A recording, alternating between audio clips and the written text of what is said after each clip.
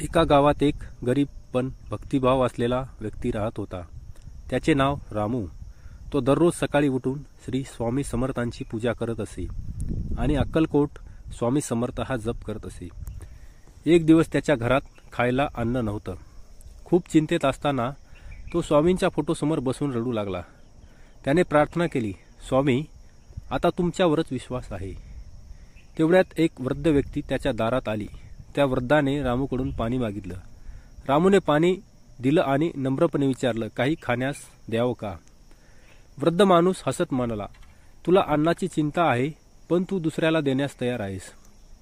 स्वामी तुझ्यावर प्रसन्न झाले आहेत.